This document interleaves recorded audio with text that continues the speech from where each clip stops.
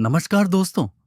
आज हम लेकर आए हैं एक बेहद मजेदार और ताजगी से भरी व्यंग्यात्मक कहानी, तुम कब जाओगे अतिथि, जिसे लिखा है मशहूर लेखक श्री शरद जोशी जी ने।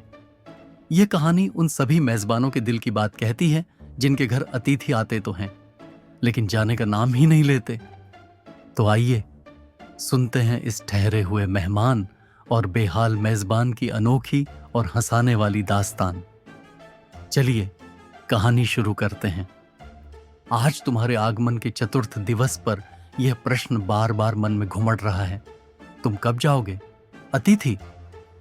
तुम जहां बैठे निस्संकोच सिगरेट का धुआं फेंक रहे हो, उसके ठीक सामने एक कैलेंडर है। देख रहे हो ना, इसकी तारीखें अपनी सीमा में नम्रता से फड़फड़ाती रहती हैं। विगत 2 दिनों से मैं तुम्हें दिखाकर तारीखें बदल रहा हूं। तुम जानते हो, अगर तुम्हें हिसाब लगाना आता है कि यह चौथा दिन है, तुम्हारे सतत आतिथ्य का चौथा भारी दिन, पर तुम्हारे जाने की कोई संभावना प्रतीत नहीं होती। लाखों मील लंबी यात्रा करने के बाद वे दोनों एस्ट्रोनॉट्स भी इतने समय चांद पर नहीं रुके थे जितने समय तुम एक छोटी सी यात्रा कर मेरे घर आए हो। तुम अपने भारी चरण कमलों की छाप मेरी जमीन पर अंकित कर चुके। तुमने एक अंतरंग निजी संबंध मुझसे स्थापित कर लिया। तुमने मेरी आर्थिक सीमाओं की बैंजनी चट्टान देख ली। तुम मेरी काफी मिट्टी खोद चुके। अब तुम लौट जाओ अतिथि। तुम्हारे जाने के लिए यह उच्च समय अर्थात हाई टाइम है। क्या तुम्हें तुम्हारी पृथ्वी नहीं पुकारती? उस दिन जब तुम आए थे, मेरा हृदय किसी अज्ञात आशंका से धड़क उठा था। अंदर ही अंदर कहीं मेरा बटुआ कांप गया। उसके बावजूद एक स्नेह भीगी मुस्कुराहट के साथ मैं तुमसे गले मिला था और मेरी पत्नी ने तुम्हें सादर नमस्ते की थी। तुम्हारे सम्मान में ओ अतिथि, हमने रात के भोजन को एकाएक उच्च मध्यम वर्ग के डिनर में बदल दिया था। तुम्हें स्मरण होगा कि 2 सब्जियों और रायते के अलावा हमने मीठा भी बनाया था। इस सारे उत्साह और लगन के मूल में एक आशा थी। आशा थी कि दूसरे दिन किसी रेल से एक शानदार मेहमान नवाजी की छाप अपने हृदय में ले तुम चले जाओगे। हम तुमसे रुकने के लिए आग्रह करेंगे मगर तुम नहीं मानोगे और एक अच्छे अतिथि की तरह चले जाओगे। पर ऐसा नहीं हुआ। दूसरे दिन भी तुम अपनी अतिथि सुलभ मुस्कान लिए घर में ही बने रहे। हमने अपनी पीड़ा पी ली और प्रसन्न बने रहे। स्वागत सत्कार के जिस उच्च बिंदु पर हम तुम्हें ले जा चुके थे, वहां से नीचे उतर हमने फिर दोपहर के भोजन को लंच की गरिमा प्रदान की और रात्रि को तुम्हें सिनेमा दिखाया। हमारे सत्कार का यह आखिरी छोर है जिससे आगे हम किसी के लिए नहीं बढ़े। इसके तुरंत बाद भावभीनी विदाई का वह भीगा हुआ क्षण आ जाना चाहिए था, जब तुम विदा होते और हम तुम्हें स्टेशन तक छोड़ने जाते। पर तुमने ऐसा नहीं किया। तीसरे दिन को सुबह तुमने मुझसे कहा, मैं धोबी को कपड़े देना चाहता हूं। यह आघात अप्रत्याशित था और इसकी चोट मार्मिक थी। तुम्हारे सामीप्य की वेला एकाएक यों रबर की तरह खींच जाएगी, इसका मुझे अनुमान न था। पहली बार मुझे लगा कि अतिथि सदैव देवता नहीं होता, वह मानव और थोड़े अंशों में राक्षस भी हो सकता है। किसी लॉन्ड्री पर दे देते हैं, जल्दी धुल जाएंगे, मैंने कहा। मन ही मन एक विश्वास पल रहा था कि तुम्हें जल्दी जाना है। कहाँ है लॉन्ड्री? चलो चलते हैं, मैंने कहा और अपनी सहज बनियान पर औपचारिक कुर्ता डालने लगा। कहाँ जा रहे हैं? पत्नी ने पूछा। इनके कपड़े लॉन्ड्री पर देने हैं, मैंने कहा। मेरी पत्नी की आंखें एकाएक बड़ी बड़ी हो गईं। आज से कुछ बरस पूर्व उनकी ऐसी आंखें देख मैंने अपने अकेलेपन की यात्रा समाप्त कर बिस्तर खोल दिया था। पर अब जब वे ही आंखें बड़ी होती हैं तो मन छोटा होने लगता है। वे इस आशंका और भय से बड़ी हुई थी कि अतिथि अधिक दिनों ठहरेगा, और आशंका निर्मूल नहीं थी। अतिथि, तुम जा नहीं रहे।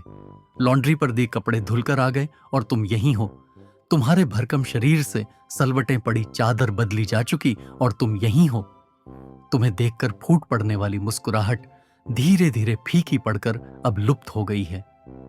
ठाकों के रंगीन गुब्बारे जो कल तक इस कमरे के आकाश में उड़ते थे, अब दिखाई नहीं पड़ते। बातचीत की उछलती हुई गेंद चर्चा के क्षेत्र के सभी कोनलों से टप्पे खाकर फिर सेंटर में आकर चुप पड़ी है। अब इसे न तुम हिला रहे हो न मैं। कल से मैं उपन्यास पढ़ रहा हूं और तुम फिल्मी पत्रिका के पन्ने पलट रहे हो। शब्दों का लेन देन मिट गया और चर्चा के विषय चुक गए। परिवार, बच्चे, नौकरी, फिल्म, राजनीति, रिश्तेदारी, तबादले, पुराने दोस्त, परिवार नियोजन, महंगाई, साहित्य और यहां तक कि आंख मार मार कर हमने पुरानी प्रेमिकाओं का भी जिक्र कर लिया और अब एक चुप्पी है। सौहार्द अब शनैः शनैः बोरियत में रूपांतरित हो रहा है। भावनाएं गालियों का स्वरूप ग्रहण कर रही हैं, पर तुम जा नहीं रहे। किस अदृश्य गोंद से तुम्हारा व्यक्तित्व यहां चिपक गया है, मैं इस भेद को इस परिवार नहीं समझ पा रहा हूं। बार बार यह प्रश्न उठ रहा है, तुम कब जाओगे अतिथि? कल पत्नी ने धीरे से पूछा था, कब तक टिकेंगे ये? मैंने कंधे उचका दिए। क्या कह सकता हूं? मैं तो आज खिचड़ी बना रही हूं, हल्की रहेगी, बनाओ। सत्कार की ऊष्मा समाप्त हो रही थी। डिनर से चले थे, खिचड़ी पर आ गए। अब भी अगर तुम अपने बिस्तर को गोलाकार रूप नहीं प्रदान करते तो हमें उपवास तक जाना होगा। तुम्हारे मेरे संबंध एक संक्रमण के द्वार से गुजर रहे हैं। तुम्हारे जाने का यह चरम क्षण है। तुम जाओ ना अतिथि। तुम्हें यहां अच्छा लग रहा है ना? मैं जानता हूं दूसरों के यहां अच्छा लगता है। अगर बस चलता तो सभी लोग दूसरों के यहां रहते, पर ऐसा नहीं हो सकता। अपने घर की महत्ता के गीत इसी कारण गाए गए हैं। होम को इसी कारण स्वीट होम कहा गया है कि लोग दूसरे के होम की स्वीटनेस को काटने न दौड़े। तुम्हें यहां अच्छा लग रहा है, पर सोचो प्रिय कि शराफत भी कोई चीज होती है और गेट आउट भी एक वाक्य है जो बोला जा सकता है। अपने खर्राटों से एक और रात गूंजायमान करने के बाद कल जो किरण तुम्हारे बिस्तर पर आएगी वह तुम्हारे यहां आगमन के बाद 5वें सूर्य की परिचित किरण होगी। आशा है वह तुम्हें चूमेगी और तुम घर लौटने का सम्मानपूर्ण निर्णय ले लोगे। मेरी सहनशीलता की वह अंतिम सुबह होगी। उसके बाद मैं स्टैंड नहीं कर सकूंगा और लड़खड़ा जाऊंगा।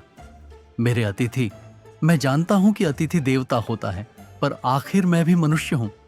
मैं कोई तुम्हारी तरह देवता नहीं। एक देवता और एक मनुष्य अधिक देर साथ नहीं रहते। देवता दर्शन देकर लौट जाता है। तुम लौट जाओ अतिथि, इसी में तुम्हारा देवत्व सुरक्षित रहेगा। यह मनुष्य अपनी वाली पर उतरे उसके पूर्व तुम लौट जाओ। उफ, तुम कब जाओगे अतिथि? अगर आपको यह कहानी पसंद आई हो तो वीडियो को लाइक करें और चैनल को सब्सक्राइब करना न भूलें। धन्यवाद।